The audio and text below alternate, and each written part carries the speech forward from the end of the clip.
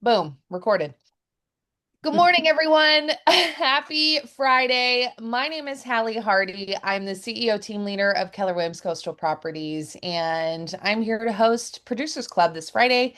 I've got a really special guest, our producer, friend, philanthropist, entrepreneur, social media, blah, blah, blah. I can keep saying more and more and more words. But there's not enough words to describe how amazing this human is. And I'm so excited to have her join me today as my guest, Miss Kelly McHugh Lopes. Kelly, welcome. Good morning. Thank you, Hallie, for that really sweet and thoughtful introduction. I'm excited to be here and hopefully I can impart some, I don't know, insights, wisdom, whatever I can. Well, I think you have a lot, and I can't wait to delve into what that looks like. But just to start off, why don't you introduce yourself? What is your relationship to real estate? Tell us who you are, a little bit about your business. Okay, I guess when I think about my intro, I think a little bit about my background and what brought me here. So my I didn't so I've been in business, I've been in the real estate business for 10 years. August of 2015 was when I got started. So we're coming up on exactly 10 years. And prior to that, I basically had two careers, and one of them was in education and the other one was in sales. And for a variety of reasons, I found myself 10 years ago not really being happy with my teaching job and making a transition into real estate. So initially, I didn't do real estate full time. I spent my first couple of years training and learning under another top producing agent, and then decided that I could see a path for myself that was different than hers. And while I wanted to take all the great things I learned from her, I definitely had my own take on how I wanted to do real estate. It's interesting how many people, I say all the time, don't, go to their kindergarten graduation and say, I want to be a realtor. And we happen to come from like different careers, and your teaching career is an interesting one because I'm sure you learn lots of skills that you're kind of using today that maybe helped you be a better realtor, right? Absolutely. Yeah. Yeah. I would say first, second, third, most importantly, is excellent communication skills and Mhm. always being aware of the fact that you are trying to talk with a variety of people who may have different interpretations of the world and what's happening and what you're trying to explain, and being able to move with alacrity, being able to move quickly and effectively in conversations in order to help get across whatever the piece of information is to the person you're talking to. That's like learning style 101. I have an education background, right? Going to school and studying in it. It's amazing when we go on listing presentations, people will put it together like a canned presentation, for example, to try to explain something that might be a more complex thought, the market and where to price their home. And yet we present the same information the same way as if everyone learned the same way and had the same learning style, right? And so I Yeah. think it's pretty unique that you probably took that skill and kind of implemented that in your business, I'm sure. Yeah. Yeah. Um, I also tend to be a little bit of a nervous person, which I think in this interview, I've been thinking about things I want to get across to people. And a lot of it is that um, the confidence, I guess the confidence that I have now, it was hard won. So all of these things that I might say now, like, oh yeah, I just did this and that, it was a lot of trial and error and figuring it out along the way. Um, and but really that being willing to listen and understand what people's concerns are, that was something I was able to tap into and then build on that to get better with my communication. Yeah. So what are you experiencing right now in this market? What market do you kind of primarily work or focus in, and what are you seeing right now or experiencing? Yeah, so for me, almost all of my business comes from my sphere, my social circles. I'm involved in various kind of community level groups. So almost all of my business is word of mouth. I don't do a lot of prospecting. Don't tell many. Just teasing. Don't tell Leslie. But I don't do a lot. I don't do a ton of prospecting. I meet people naturally all the time, and so I'm always just working those circles that I'm in. Um, and so maybe because I don't do a lot of prospecting to a certain type of buyer or seller. Maybe my sample is smaller than other folks what they're experiencing. I guess I just wanted to say that because this year has been really rough for me. I had my first property that I wasn't able to sell. So my first Mm. expired listing, and it was and again, like I just want to be super real here. It was a real blow to my ego because I thought that I had all of these other things figured out, and we just were not. I felt like the market was softening and buyer confidence was dropping. And then there were more objective economic factors out there in the world. High interest rates continue, but really just kind of a gulf between what the sellers wanted and what buyers were willing to pay. So it was a rough first part of the year, Mm. and had that big disappointment.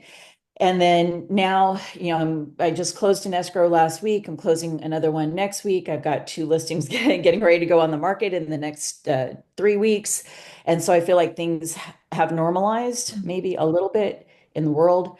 Um, but more largely, I do think that that's an accurate representation of where we are, is that sellers are still stuck in a mindset of I can put my house on the market for whatever price and get it.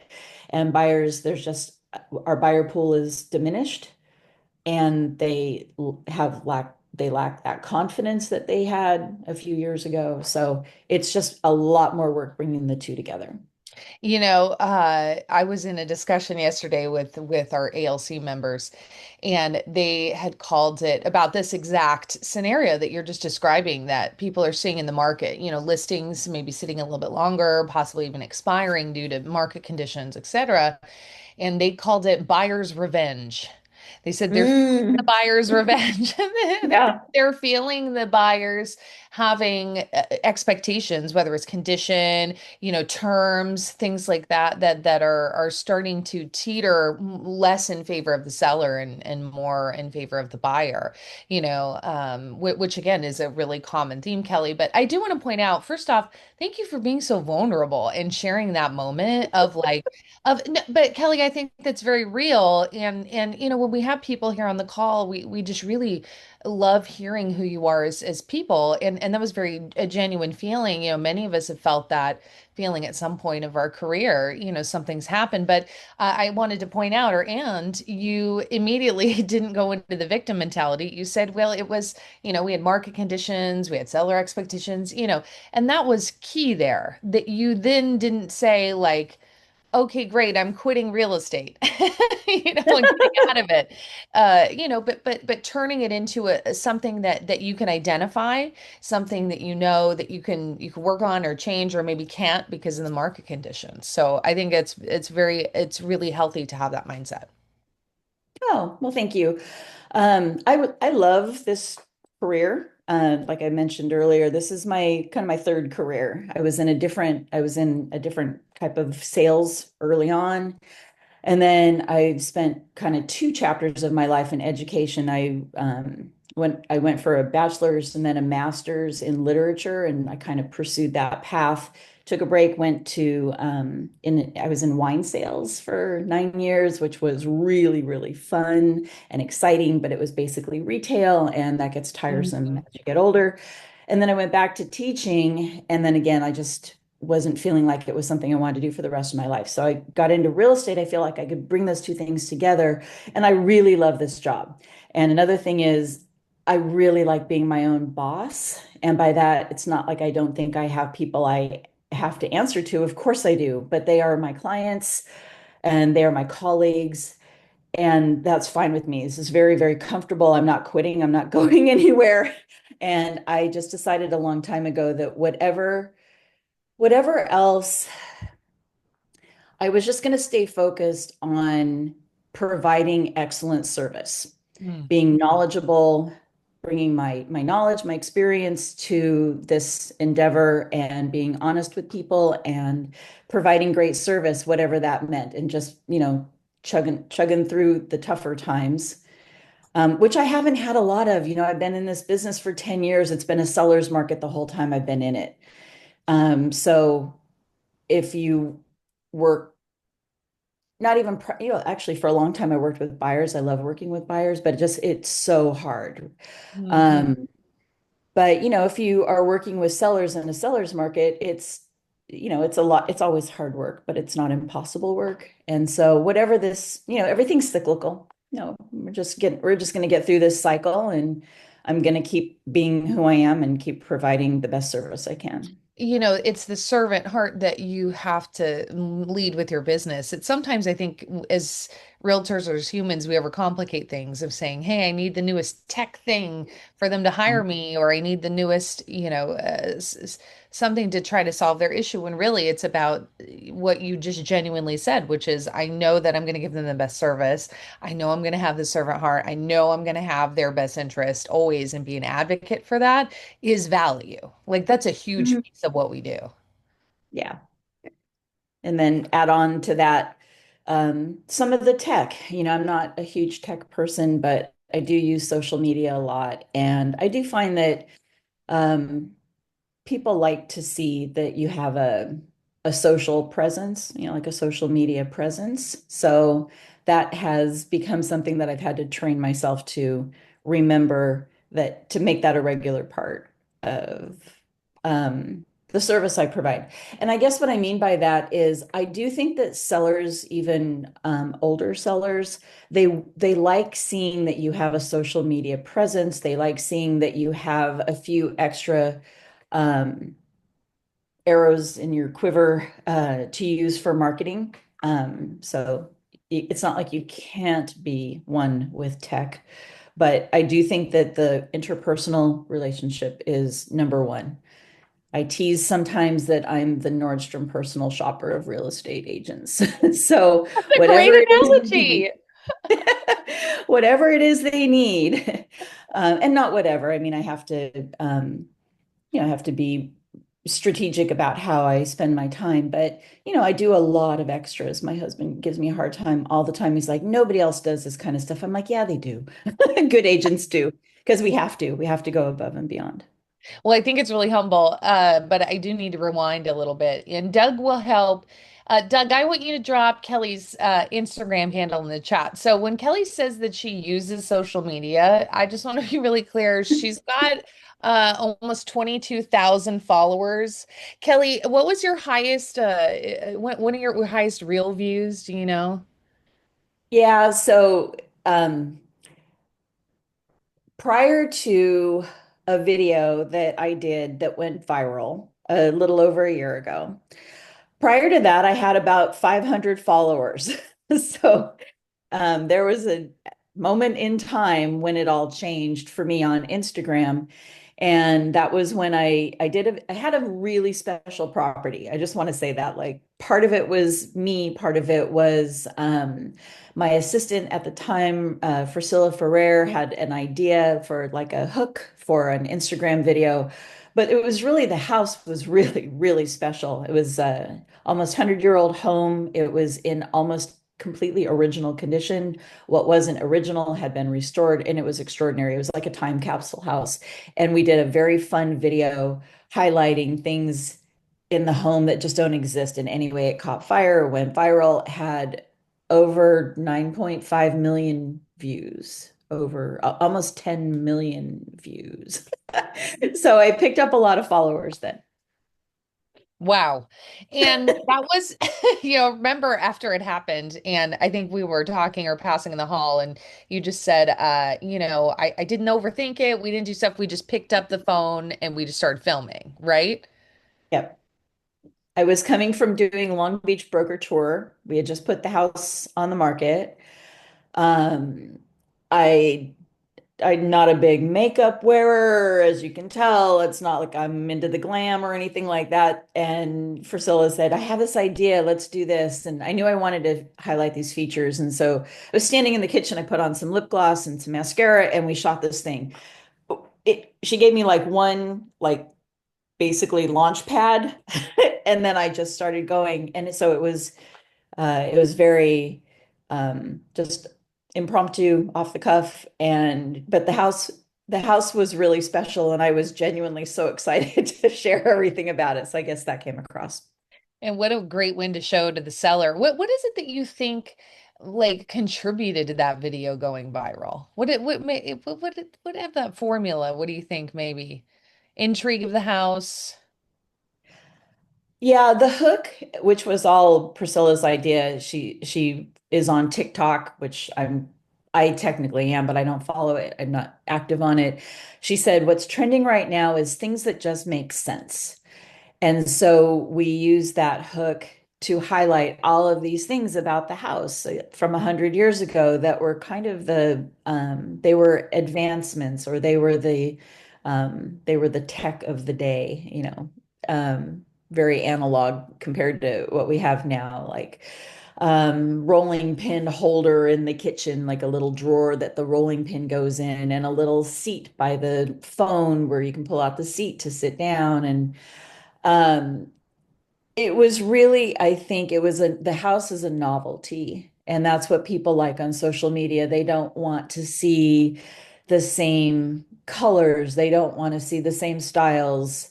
Almost all of the comments back to this video were, whatever you do, don't let the millennials buy it and rip everything out. And it became like a little mini cultural phenomenon where people were joining the conversation and basically saying how much they loved it, how clever it was. They were seeing things they had never seen before, which is hard to do on the internet, to find things you haven't seen before. And people responded to it, but a lot of it was really just this sub conversation of, don't let the millennials buy it, rip everything out and turn it into, they actually called it millennial grage. Uh, so anyway, it was fun. It was a little, even the video experience, even the viral video experience was a little time capsule thing. I don't know that it would have had the same, I don't think it would have done the same thing now. It was just the perfect time for that video. And that's sometimes how social media is. And that's why you have to keep pumping out the content, right? You have to understand kind of what the magic equation is about you as a business or as a person, and then just keep providing that content because you never really know Yeah. what's going to be picked up, right? The algorithm is complicated. Yeah, there's no way that we could have guessed that that would have happened. I mean, there's no way. So again, maybe that's not that everything has to be a lesson, but maybe that's the lesson, is just be authentic and create content that you love, and it will resonate with people. And share what you see and are around. You never know, like what you had, I was just thinking, like, well, I've seen a rolling pin drawer, but the fact that, probably thousands of people probably have never seen a rolling pin drawer, right? And so, sometimes it's kind of that burden of knowledge or comfortability that maybe we're not sharing things too that people might find unique or interesting. Yeah, and that's a super unique example, but that would, just to come back to, being the professional being a professional, knowing your trade, knowing your craft, being knowledgeable and being willing to share your knowledge. One of the things I could do more of, one of the things I should do more of, is I should get in front of the camera, and I should do, videos where I share education, where not, not my other education, but where I share knowledge about the market, where I share knowledge about marketing or homes. I mean, I know a lot now at this point, and it's on my list to do more videos and start maybe a YouTube channel or something like that to get the education out there, because I do think that um, maybe there's a shift between generations where we have such a we have such a treasure trove of professional agents in our area. They know so much. When we're new and we come to this business, we have everything to learn. And if those mentors don't share their knowledge, or if the established agents don't continue to share their knowledge, it will be lost. And so I do think that that's really important to share the knowledge when you have it. I have benefited hugely from the experienced agents in our coastal office. It's part of the reason I joined Keller Williams Coastal Properties is that education was, a high priority, but also the people are so good and so kind and so generous with their knowledge and their professionalism. So I guess if I have a message for everybody, like take advantage of, like you're in a special place with special people who are not greedy about what they know. They want to share and make you better. And it's so, you're right, cyclical that we have to, utilize that resource when we're new into the industry. And then as we graduate through the different, sections of our lives and of our careers, we then in turn have to start giving back to those behind us because, I know you did, myself. I mean, almost every successful business person at some point has had some type of mentor, guidance, resource, surrounding them to really propel their growth that would share, hey, here's what I did or here's what I didn't do that helped for success. And so it is right. We have to play an active role in that, right? Yeah.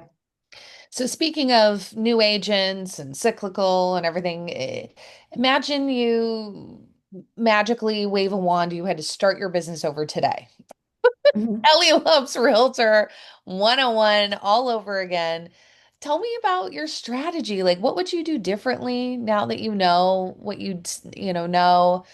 What would you say to yourself, or maybe what approach would you take, or what would you do differently if you were a new agent right now in this market?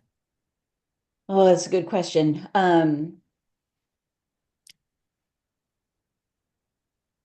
Just these are things that I'm not gonna, I don't have anything new to say. These are things that they've all heard, and it is just treat your business like a business.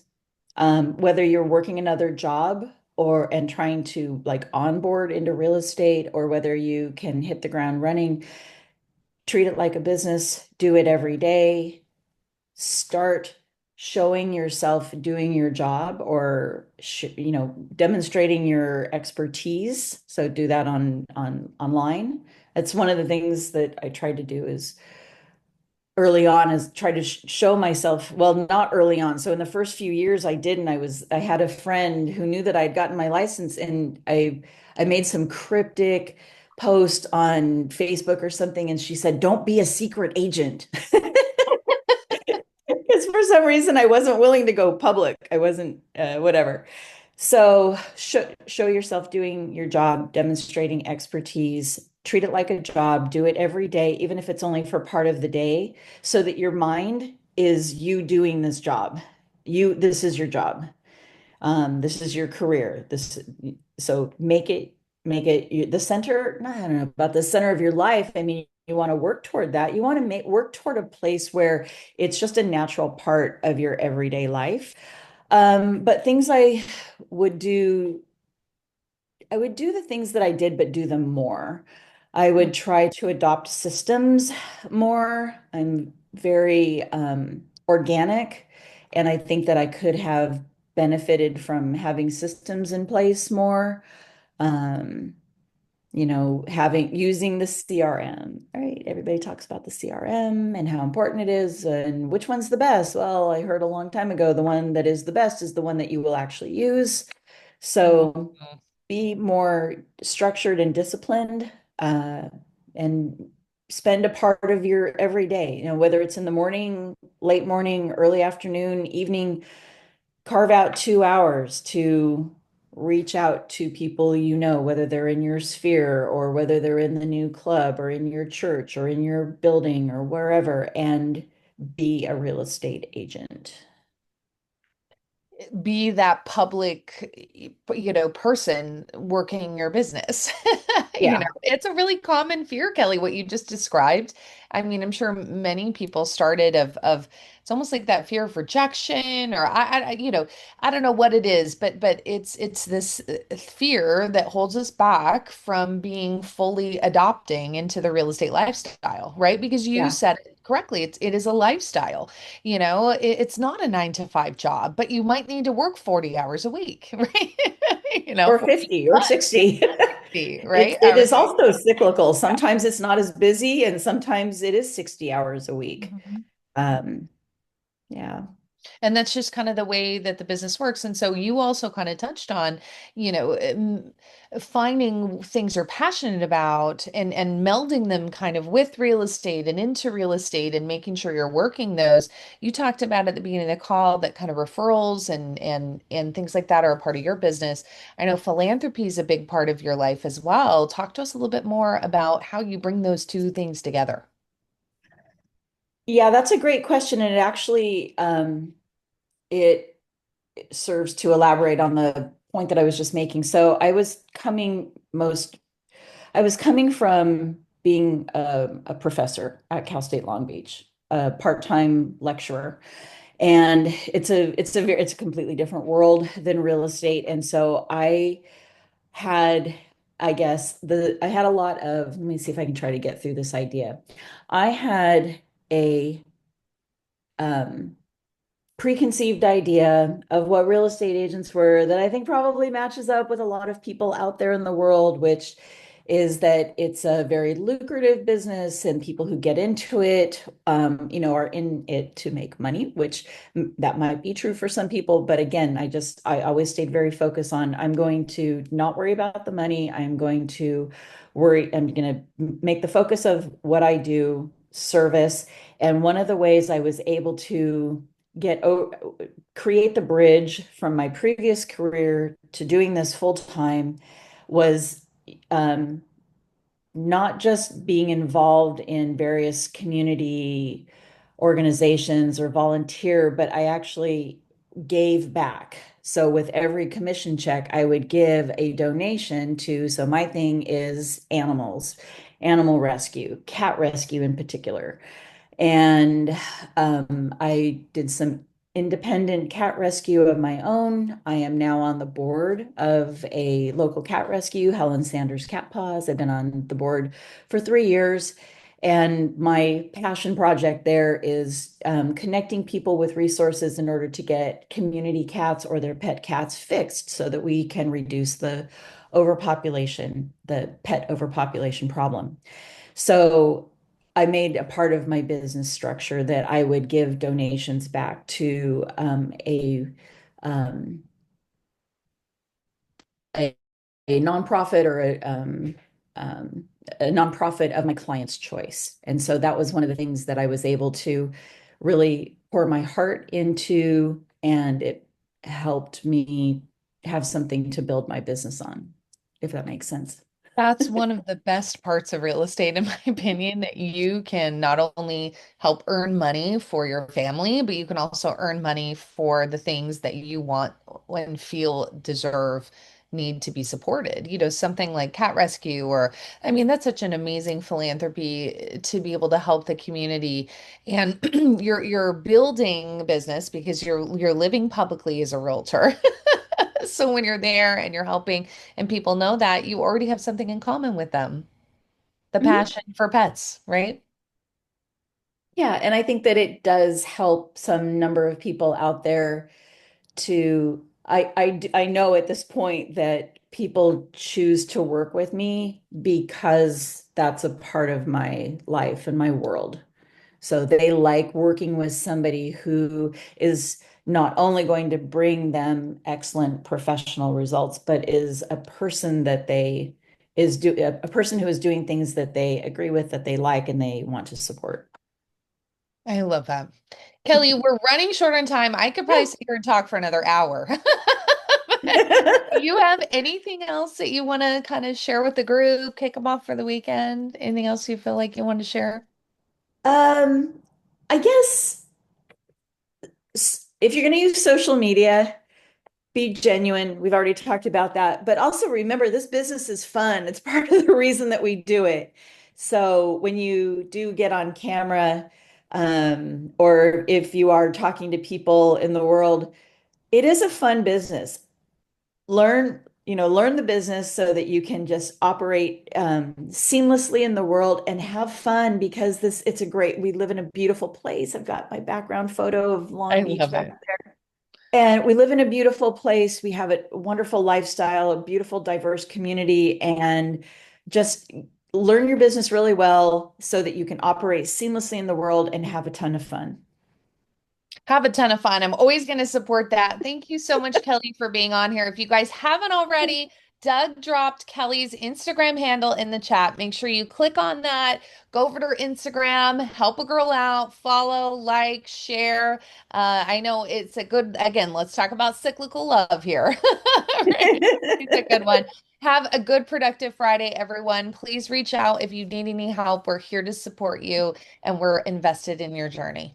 Okay. Thank you. All right, guys. Talk to you Have a later. great one. Thank you, Kelly. Bye-bye. Yeah, pleasure. Okay, Dougie, you I want to need to. hit